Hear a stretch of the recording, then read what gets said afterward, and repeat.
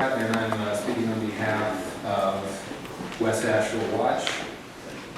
West Asheville is the new home of New Belgium Brewery. Many of you have probably heard that it's in the River Arts District, but it's actually located on the west bank of the French Broad River in the 28806 zip code.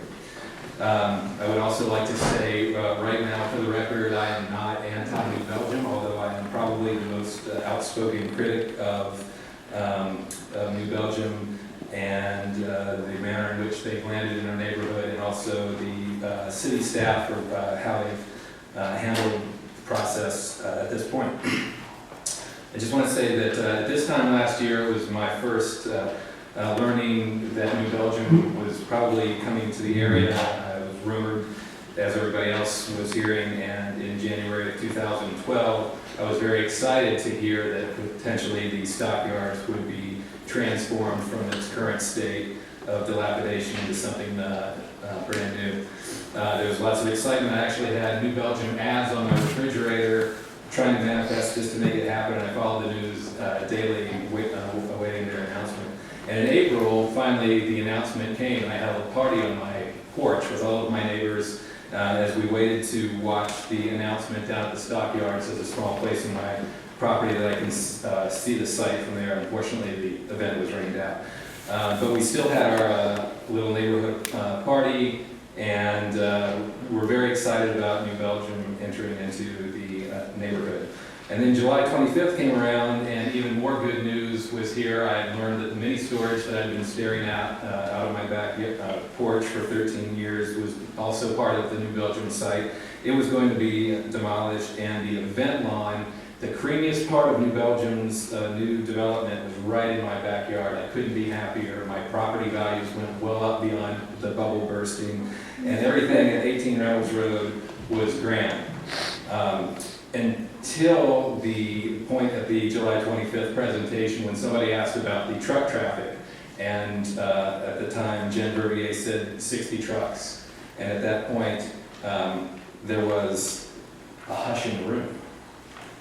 And then hearkening back to the process by which this happened, New Belgium did come to Asheville, met with business leaders, the EDC, and at one point, I believe it was Ben Teague, the executive director of the Economic Development Commission, rented a trolley to host New Belgium workers and host an event going up and down the French Broad River, along with Jack Cecil of Biltmore Farms and Ricky Silver of Silverline Plastics, to talk about the community's vision for the riverfront. It would have been nice if there had been some West Asheville representatives along on that trolley trip. From the newspaper report in April that the Asheville Citizen-Times reported on the announcement of the day before, but it was the New Belgium warehouse supervisor's first look at the old WNC livestock market on Craven Street.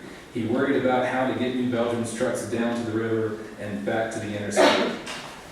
There was a moment when everyone was holding their breath, Teague recalled. But transportation turned out not to be a deal breaker. New Belgium came up with the plans for access off the Haywood Road corridor near Interstate 240, as well as the Amboy Road. This was New Belgium's plan as to how they would get their trucks in and out of this site. And then the EDC commissioned Mattern and Craig to study traffic, and lo and behold, we have a perfect truck route waiting for you. It's Haywood Road. The backup plan is Amboy Road. So now we have Plan A, as presented by New Belgium, which is to put in a factory with 50 88-foot tanks that reach to the level of the Smoky Park Bridge, Captain Jeff Bowen Bridge, a 77-foot malt tower, which is about the same height as the bridge as well. And we are going to require 52 trucks a day in and 52 trucks a day back out for 104 truck trips through West Asheville. That's Plan A. What we have for Plan A 2.0 is to ask the city for a commitment to study the feasibility of using Riverside Drive North. We just heard that the likelihood of changing the radius at the Craven Street Bridge is probably pretty slim. And we still need a feasibility study to figure out how to lower this bridge that's been vastly studied in the last year of looking at this project. We just heard once again that the Riverside, the trestle over Riverside Drive is 13 feet tall. It says so right on the bridge. It says 13 feet high. And we need 13 feet 6 of clearance to get these trucks underneath it. We're just dying for the 6 inches of pavement. How do we know that that the bridge is 13 feet high? It says it on the bridge. So I went out and I measured it in 10 different places. And all corners underneath the bridge from the road to the bottom of the deck and in the center. The bridge is 13 feet 4 inches at its shallowest point, and it goes all the way to 13 feet 11 inches. So we're this far away, but we need another year of feasibility to figure out if we can take the road back down to a previously existing level. That doesn't sound like very good planning to me. So in the process of looking at New Belgium and their existence here on Craven Street, I've also heard about the historical precedents that this has always been an industrial area. Well, it turns out there's never been an industrial factory on the west bank of the French Broad River. And most of it it's ever been used for is a weigh station for tobacco provided by farmers and then, yes, shipped out on trucks. But there hasn't been a factory of this scale in the river district at all, let alone on the west-hand side of the river. So I look back to 1925. I used that date, one, because my house actually was built there, and two, it was an easy resource for maps, with the Sanborn maps available at the library. They show all the parcels in east-west Asheville and west Asheville with every structure on it. The level of residential density was quite a lot lower in 1925. There were 7 more connecting streets between east-west Asheville and west-west Asheville. There was no east-west Asheville. East-west Asheville was defined by the severance of I-240 cutting through all of West Asheville. So there used to be 7 more roads that everybody could use to get from one side of West Asheville to the other. But now we have 2 ways.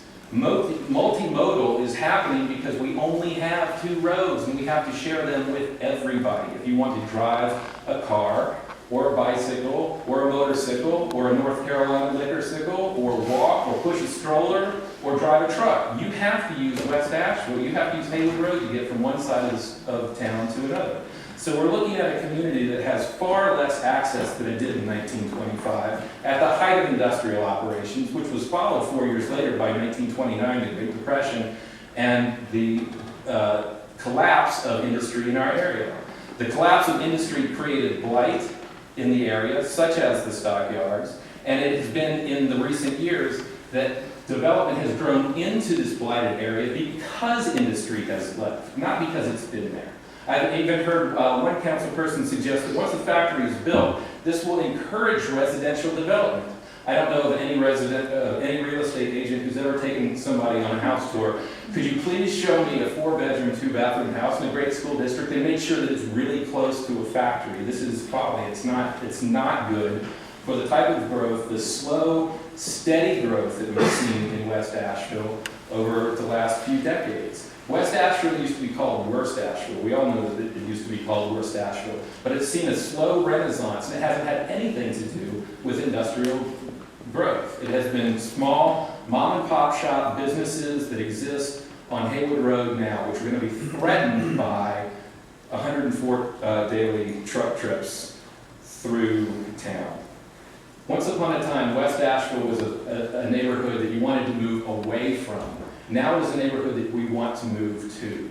And I don't want to see the growth and the progress that has grown slowly and steadily and surely over the last 10, 15, 20 years to be turned backwards. I also think that this site in the River Arts District is one of Asheville's few gateways. We can't choose where our gateways are. There's only a couple of them. And as we come into town, we get to look at this, what's now a horrible stockyard, but pretty soon it'll be New Belgium's best form of advertising. Why are we giving away our best form of advertising? This is Asheville's best form of advertising.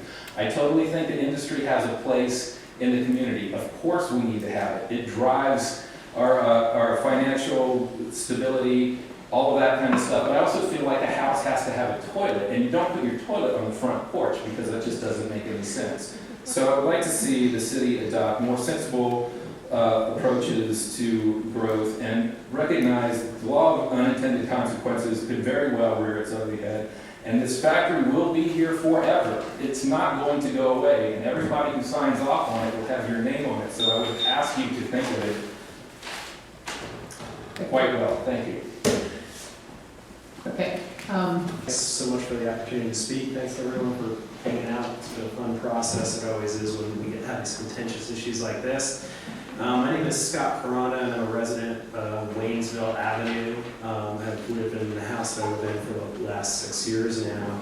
And one of the things that hasn't really been a topic of conversation as it relates specifically to this issue is the increased traffic that's going to come along with visitors and with employees, and also cut-through traffic. And sadly, I feel that Wainsville Avenue is going to be the obvious place for people to go to cut through. And a lot of folks are going to use that route. I think I'd first like to start with the improvements that DOT is making at Beecham's Curve. I think that's going to be a big part of the issue. As soon as you put a light in there and people feel like they're going to be backed up, they're going to look for a way through. And I don't know if everybody here has had the opportunity to travel down Wainsville Avenue, but it's a clear cut through, cuts from Craven all the way up to right by Gas Up and Harvest Records. So we're going to see increased traffic there. And then when you look at the increased traffic that we're going to get from tourists coming to check out the facility, people are going to look at a lot of ways to cut through there as a route to get to the facility, as well as employees. If I was a smart employee and lived in West Asheville, I would not deal with the lights on Haywood Road. I would cut right down to Waynesville, especially as you saw the Waynesville exit on the Craven comes out right near employee parking. So those are